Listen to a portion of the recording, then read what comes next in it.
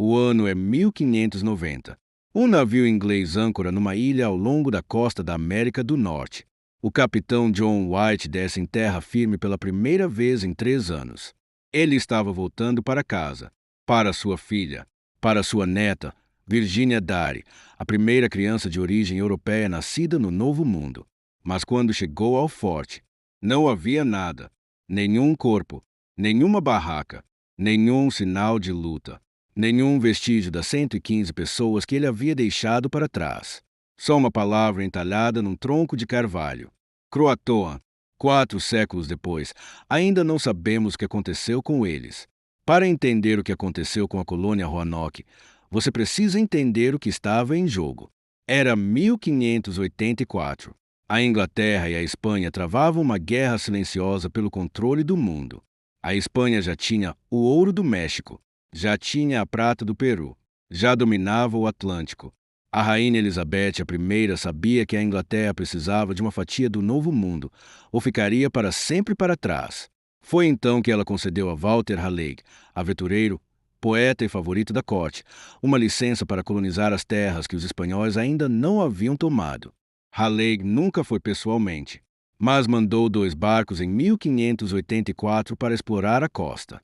Eles voltaram com algo que ninguém esperava: 2 nativos americanos, Mantiu e Vanchese, membros do povo croatoan, e com um relatório que descrevia a terra como paraíso na terra. Era mentira, mas em 1587, 115 pessoas embarcaram mesmo assim. Você precisa entender uma coisa antes de continuar. Essas não eram aventureiros buscando glória. Eram famílias. Ananias Dare era um pedreiro. Sua esposa Eleanor era filha do capitão John White, que liderou a expedição. Ela estava grávida quando embarcou. Em agosto de 1587, Eleanor deu à luz uma menina. A chamaram de Virginia Dare.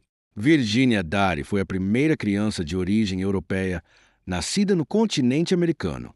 Havia outras crianças na colônia. Havia idosos. Havia agricultores, carpinteiros, mulheres que haviam deixado tudo para trás na esperança de uma vida melhor. Logo ao chegarem, a realidade os confrontou. Os suprimentos que o grupo anterior havia deixado estavam destruídos. As relações com os nativos locais, os Secota, eram hostis. E o inverno estava chegando. John White tomou uma decisão. Ele voltaria à Inglaterra a buscar mais suprimentos. Seria rápido. Levaria, no máximo, 1 ano. Quando se despediu da filha e da neta, não imaginava que nunca mais as veria. John White chegou à Inglaterra em novembro de 1587. E então a história do mundo interferiu. A rainha Elizabeth precisava de todos os navios disponíveis. A Espanha havia montado a maior frota já vista, a Armada Invencível. Estava vindo em direção à Inglaterra. White tentou partir. Foi impedido.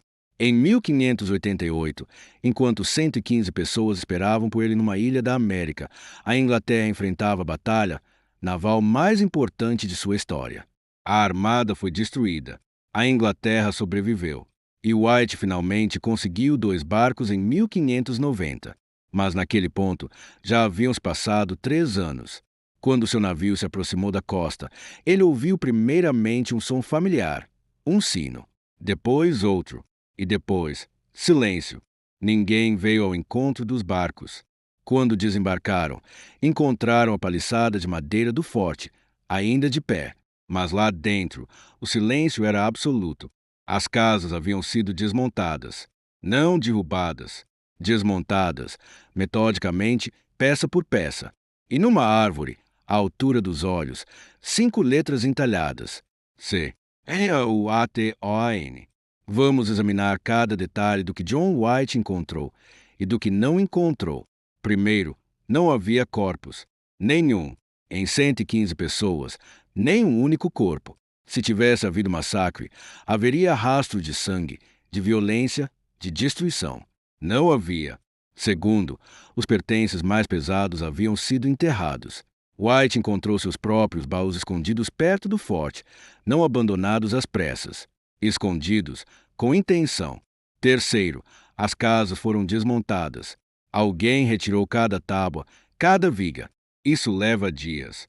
Quarto, havia um símbolo combinado. Antes de partir, White havia acordado com os colonos que, se precisassem sair em emergência, deixariam um sinal, e se fosse perigoso, adicionariam uma cruz acima. Havia apenas Croatoan, nenhuma cruz. Quinto, os Croatoan eram o povo nativo da ilha Hatteras, ao sul.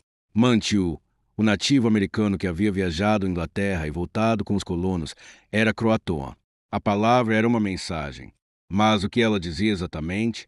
Que foram até lá, que foram mortos por eles, que se juntaram a eles. White tentou ir até a ilha Hatteras verificar. Uma tempestade impediu o navio. Ele nunca mais voltou. Virginia Dare tinha 3 anos quando desapareceu. 4 séculos de investigação produziram várias teorias. Vamos examinar cada uma com honestidade. Teoria 1. Integração com os Croatoan. Esta é a teoria mais aceita pelos historiadores modernos. Os colonos simplesmente se mudaram para a ilha Hattera, se integraram ao povo Croatoan. A favor, a palavra deixada. A ausência de violência. O fato de que Mantiu, seu aliado Croatoan, estava com eles. Contra. Quando exploradores ingleses visitaram a região décadas depois, não encontraram colonos vivos nem relatos de sobreviventes. Teoria 2. Ataque Secota.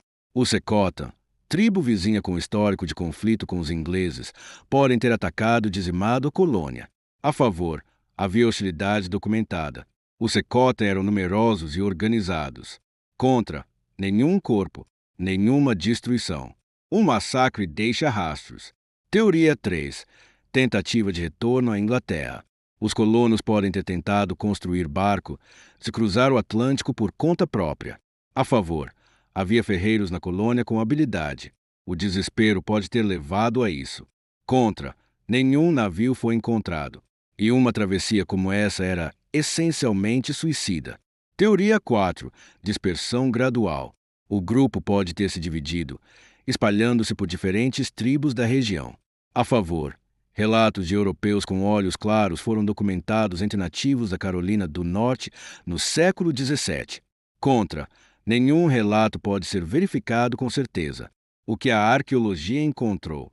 Em 2012 e 2015, pesquisadores identificaram sinais de assentamento europeu em mapas da época, ocultos sob patches adicionados ao papel. Em 2020, escavações na Carolina do Norte encontraram artefatos coloniais ingleses do século XVI. A teoria hoje mais aceita, parte da colônia foi para terras, parte foi para o interior. Eles não desapareceram. Eles sobreviveram, de formas que a história simplesmente não registrou. Então, o que aconteceu com a colônia Roanoke? A resposta honesta é: provavelmente sobreviveram. Não como uma comunidade intacta, mas como pessoas que se adaptaram, que encontraram novos grupos, que criaram filhos em culturas que não eram a sua. Virginia Dare, se sobreviveu, provavelmente não sabia falar inglês quando completou 10 anos. O que me intriga não é o mistério do desaparecimento, é o silêncio que rodeia. 115 pessoas, crianças, mães, avós, foram apagadas da história porque a história era escrita por quem voltou de navio, não por quem ficou. Os Croatoans sabiam o que havia acontecido. Os Secotans sabiam. As tribos do interior sabiam. Mas ninguém perguntou a eles de uma forma que as respostas fossem registradas. E talvez seja essa a lição de Roanoke. Não é sobre o desaparecimento de 115 ingleses. É sobre as inúmeras histórias que nunca foram contadas, porque quem as vivia não tinha acesso à tinta e ao papel.